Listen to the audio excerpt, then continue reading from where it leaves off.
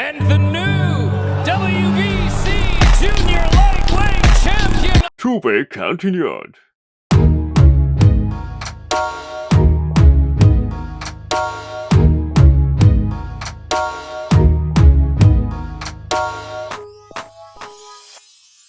Welcome back to the Puncher's Point.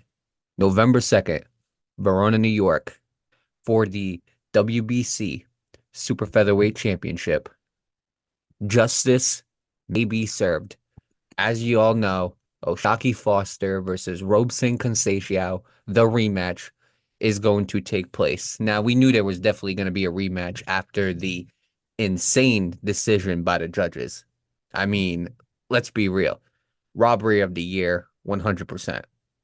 I haven't seen a robbery that bad since Jesus Ramos versus Erickson Lubin. It was bad. All right. But Robson Conceição, nonetheless, he won his first world championship, and there was a lot of pressure riding on Robson Conceição. I mean, he's only getting older. The guy was a two-time Olympic gold medalist, and they were expecting more out of him. And it just seemed like his whole career, he was always that one step short. He went up against Oscar Valdez, lost. He went up against Shakur Stevenson, lost. Went up against Navarrete, draw. So it just seemed like no matter how close he was to that championship, he could never grasp it. He was always in the realm. He was always that close to it, just could never grab it. And then in this fight, we thought it was going to be the same story told, the same old fairy tale told again, except this time there wasn't going to be no happily ever after, unless your name was Robson Conceição when he beat Oshaki Foster in Newark, New Jersey on that Shakur Stevenson card. And that was the whole talk of the night. The whole talk of the night, the whole focus was not on Shakur Stevenson that night. It was on Oshaki Foster being robbed of the WBC belt by Robson Conceição. So we all knew what was going to come next. It had to be a rematch. And overall, Breezy, definitely more excited for this fight rather than the last one. Because the last one, it was on an undercard. You know, we knew Oshaki Foster was a good fighter. We knew Robson Conceição was a seasoned veteran, but there wasn't a lot of hype. You know, the whole buzz before the fight was, can Shakur Stevenson get that impressive win? Obviously, we knew the answer to that, but nobody was focusing on this fight. I'm going to say this right now. This fight deserves its own card because I do believe that the hype is there and the hype is real. So overall, man, I do want to talk a little bit more about it, but obviously I want to save a little bit of content for the later part of the episode, but I want to pass it right on to you, Breezy. Your thoughts on Conceição versus Oshaki Foster 2, and overall, just your thoughts on the original first fight, like how you seen it going. Obviously, you probably thought it was a robbery just like everybody else, but we didn't talk too much about the first fight. So I'd really like to get your thoughts on the first fight, and overall, how do you feel about the second fight happening on November 2nd in Verona, New York? I'll say this.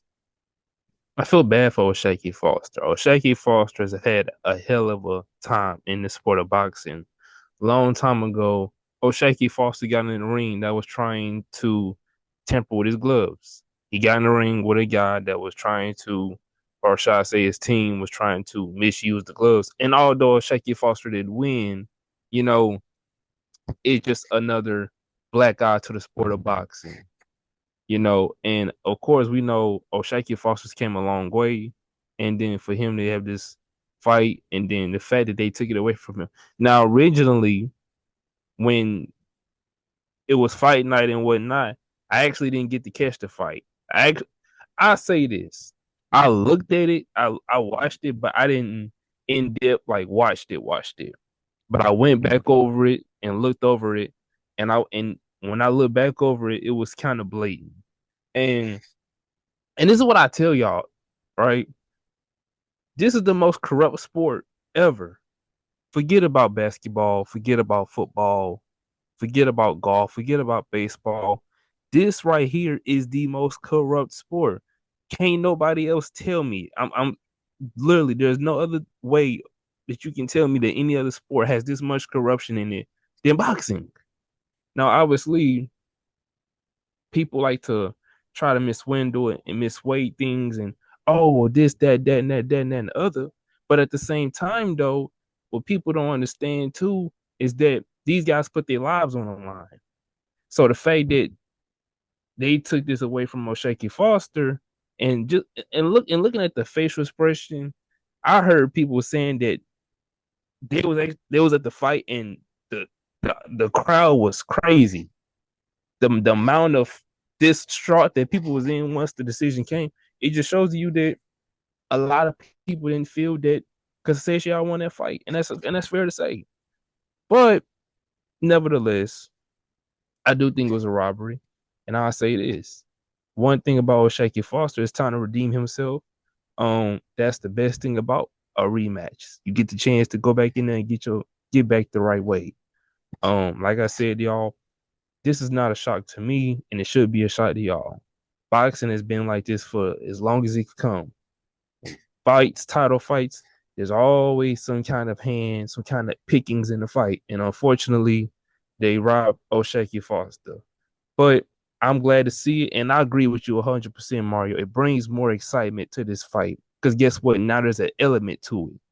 Revenge over robbery. And right now, I'm looking at the stats for the O'Shaquie Foster Robson Conceição one.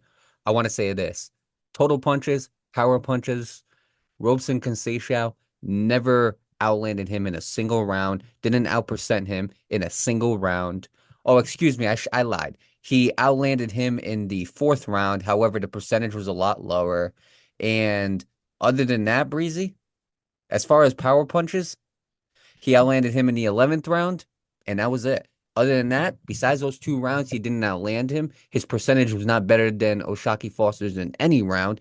If we go to the stats, we're talking Foster 109 punches landed out of 435 total. That's 25% compared to Conceição's 76 out of 701. That's 10% landed for Conceição. Then you go to the power punches, 58 out of 172, 33.7% for O'Shaquie Foster, and then 49 out of 313. That is 15.7% for Robson Conceição.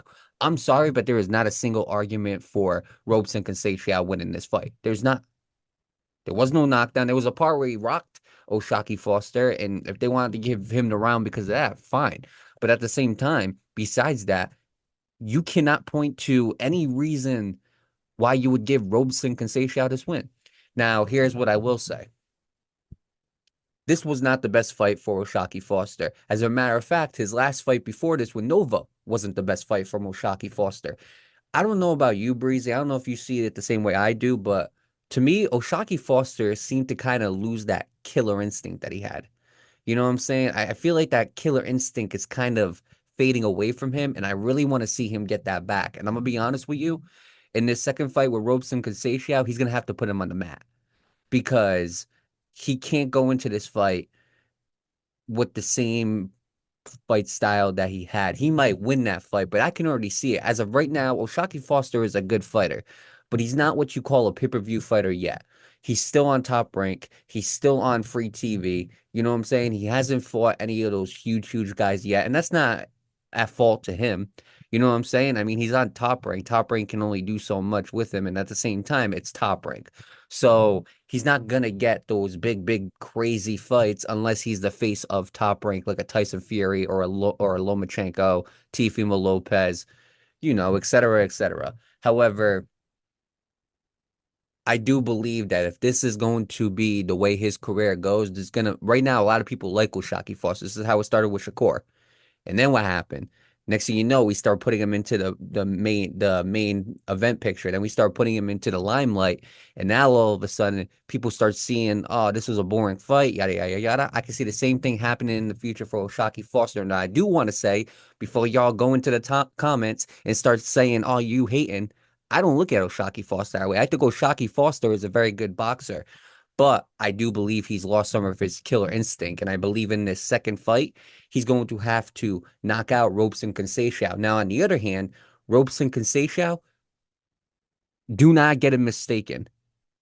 They're not going to make the same mistake. If boxing, whoever the judges are, okay, if they make the same mistake 2 times in a row, then those guys need to be fired. And I'm sorry, but whatever boxing sanction is under this, which is the WBC, they need to do an investigation. If they mess this up one more time, Breezy, they need to do an investigation on this. I don't expect them to mess it up one time. We already got the robbery the first time. I don't think they're going to do it the second time in favor of Conceição for again. However, I do believe Conceição is going to have a dominant performance. And here he got outclassed, he got outschooled, and he got beat. Plain out, flat out, point blank, period. He got beat. So I believe both of these guys are going to have one of their best performances of their career in order to win this fight.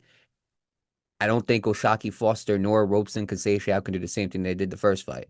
And what I would really like to get from your opinion is not obviously how you see this fight going. That's for the prediction episode, and we'll get to that when the fight gets closer. But I want your opinion on whether or not do you feel like they could have the same fight that they did last time and they give the win to O'Shaquie Foster, or do you feel like both of them are going to have to do something different to get a clear majority win?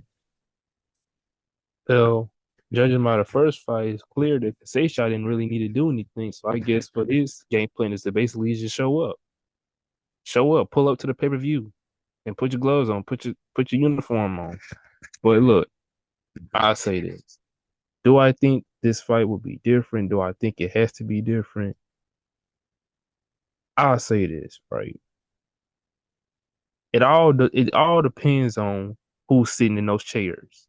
O'Shaquie Foster can go in that fight and beat his face in for 12 straight rounds. But if you got the wrong judges sitting in them chairs, that ain't gonna mean a damn thing. Like you said, he gonna have to basically get this dude out of here. And I remember, correct me if I'm wrong, y'all. After the fight, O'Shaquie Foster did make a post or a tweet saying, from this point on, all he basically wanted stoppages. So to answer your question, Mario, maybe this was gonna bring that killer instinct out of O'Shaquie Foster. Because I know I heard you say that maybe he's kind of lost that. What if this was the straw that broke the camel's back? What if this was something that brings that out of O'Shaquie Foster for the point on where it's like, man, I don't want to ever leave nothing in. I mean, obviously, if you're a fighter, you never want to leave anything into the judge's hands because, well, how many times boxing showed us what can happen if you leave it to their hands? Obviously, you don't want to do that, but he's learned firsthand what happens if you do let it get into the judge's hands. And I'm pretty sure he doesn't want to experience that again. I'm almost certainly he doesn't want to experience that again. And I'm almost certainly sure no boxer wants to experience that. So I think he's finna lock in on killer mode. Now, I'm not finna tell y'all what I think is going to happen. Of course, y'all got to wait to the prediction video. So make sure y'all stay on point for that episode. But as far as what you asked me, Mario, yes and no. Yes is because you're still in there with another man with two hands and a pair of boxing gloves.